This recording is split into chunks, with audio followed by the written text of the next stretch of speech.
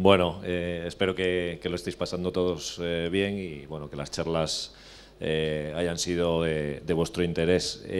Por motivos de agenda hemos tenido que cambiar un poco el final del evento, entonces voy a dar paso ahora mismo a don Enrique Barón, que es la persona que va a hacer la clausura.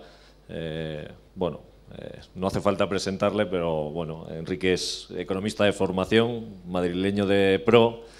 Y bueno, le conoceréis, ha sido ministro de Transporte, presidente del Parlamento Europeo, es un hombre, un apasionado de la cultura y también de la tecnología, y actualmente presidente de la Fundación Europea para la Sociedad de la Información.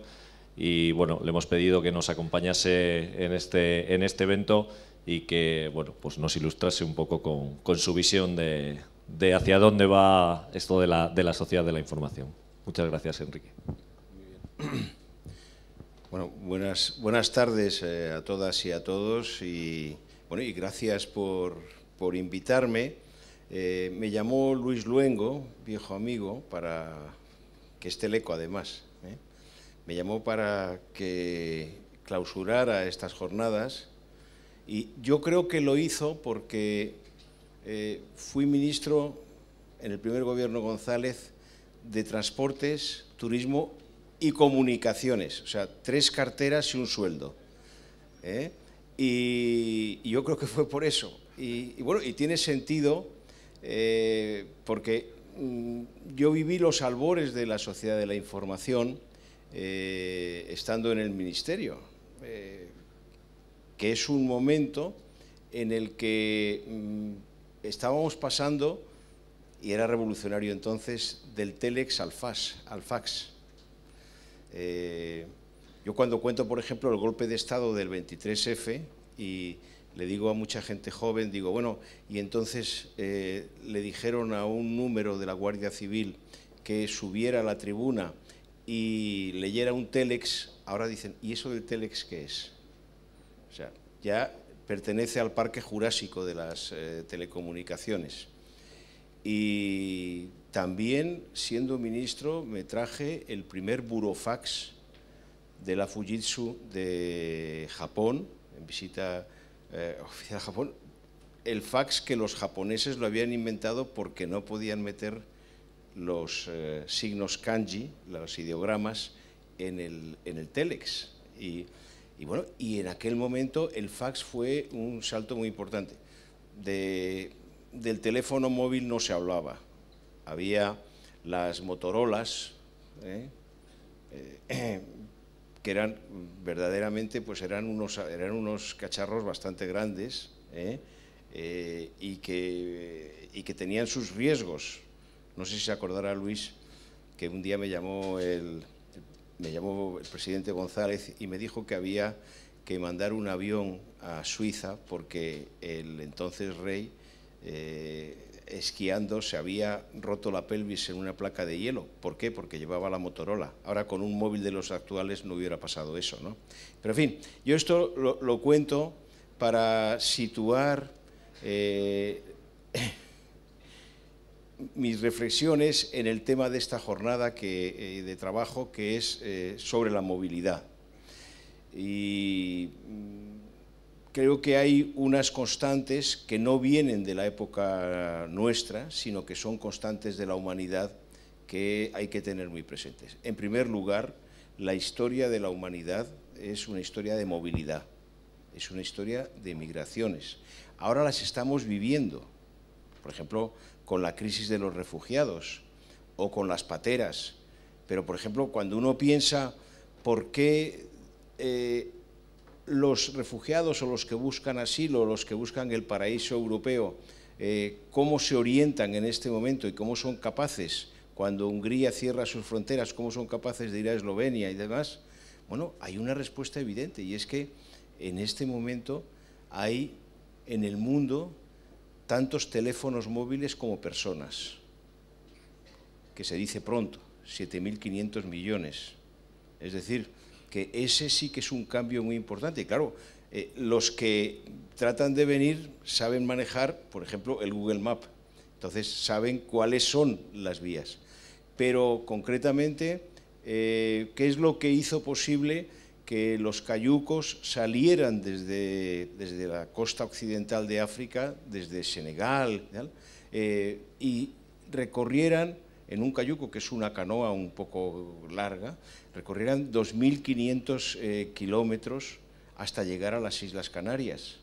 Bueno, pues hay una cosa que es el GPS, que verdaderamente también es el que ha posibilitado eso. Es decir, que la relación o el ingenio humano ha servido a algo que es una pulsión, que es un elemento que acompaña toda la historia de la humanidad, que es la movilidad.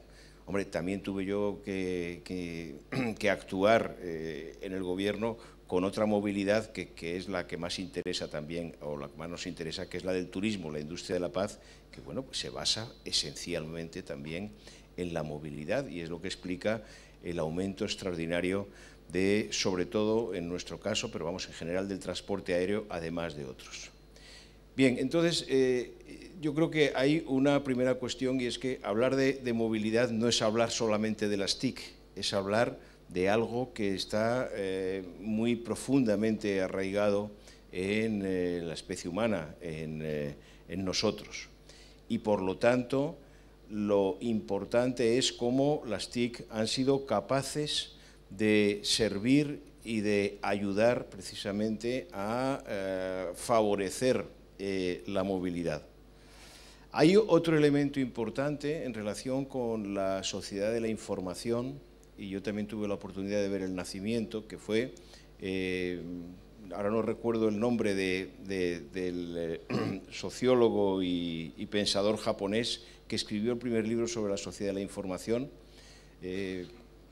Fue un libro que planteaba ya, además del cambio que se empezaba a producir, era en cierto modo el salto de la sociedad industrial a la posindustrial, y él no tuvo mucha suerte porque del libro se vendieron, me parece que no más de 900 ejemplares, pero sí es importante el saber cómo se planteaba ya algo que tenía no solamente una dimensión productiva, sino también una dimensión social muy importante.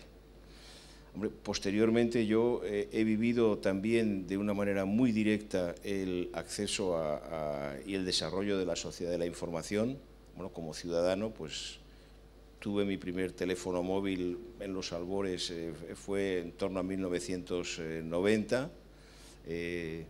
Me reciclé con más de 50 años, me alfabeticé informáticamente, que yo creo que también es algo que ayuda. No llegará nunca uno al nivel que tienen nuestros nietos, eso desde luego, pero en fin, también es algo que desde hace ya 20 años estoy trabajando así. He escrito ya 4 libros con un procesador de textos, y bueno, y es un elemento cotidiano que me ayuda y que hace que, sabiendo utilizar los instrumentos que son, por ejemplo, el correo electrónico o el buzón de voz, pues uno tiene una mucho mayor capacidad para poder gestionar su tiempo.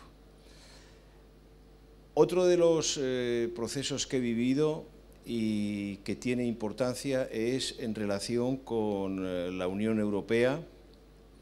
En fin, en la Unión Europea, Luis y yo compartimos el trabajo de construcción europeo durante bastantes años, cada uno en un frente, el suyo desde luego muy duro y complicado, pero bueno, el mío tenía un poco más de compensaciones, yo creo. Pero bueno, en el caso de la Unión Europea es interesante señalar que en algún momento, en los años 80 y 90, nos colocamos en cabeza tecnológicamente con innovaciones como el GSM. Pero en los últimos años hemos conocido una situación en la que los que están avanzando más en la utilización y en la incorporación de tecnologías TIC a toda la sociedad, que son desde luego los Estados Unidos, pero también son en el lejano oriente los japoneses y los coreanos, los del sur, evidentemente. Nosotros nos hemos planteado en la Unión Europea,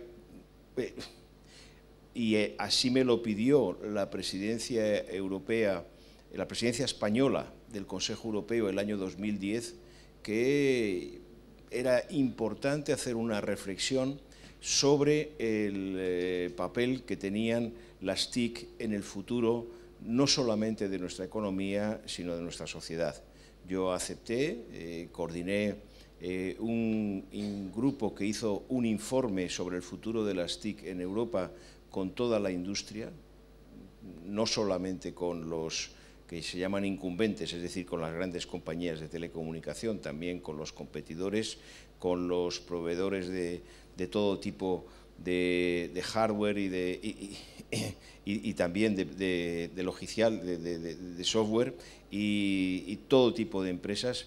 Y ese informe es el que sirvió de base para plantear la agenda digital que se incorporó a la Comisión Europea el año 2010, es decir, contribuía a crear por lo menos un puesto de trabajo de comisario, de comisaria en este caso, y que inició la reflexión sobre la incorporación de las TIC a la economía europea. Y es significativo que en este momento, con la nueva comisión, con la Comisión Juncker, como la agenda digital se ha colocado como una prioridad máxima. El año 2010 yo recuerdo que cuando se hablaba de la segunda comisión Barroso se hablaba mucho del automóvil y del futuro del automóvil, y yo le decía a los responsables europeos, eso está muy bien, pero el automóvil es una industria madura y es una industria que tenemos que defender los europeos, porque además hay emergentes que están cada vez más incorporándose con fuerza. El caso ya no de los de Japón o de Corea, sino el caso de China o de la India, ¿no? o de Brasil. Pero lo que verdaderamente tiene sentido y lo que va a tener un impacto de futuro muy significativo son las TIC. Yo creo que estamos en condiciones de poder responder a ese desafío los europeos y no encontrarnos en una situación de dependencia absoluta, pero en todo caso creo que el pensar en cómo pueden contribuir las tecnologías de la información y comunicación a la movilidad es una reflexión actual, es una oportunidad también de negocio, es una oportunidad de crear empleo y sobre todo de configurar una sociedad de futuro con más libertad y con más posibilidades. Gracias por esta invitación y, bueno, buen provecho, ¿no? Venga, gracias.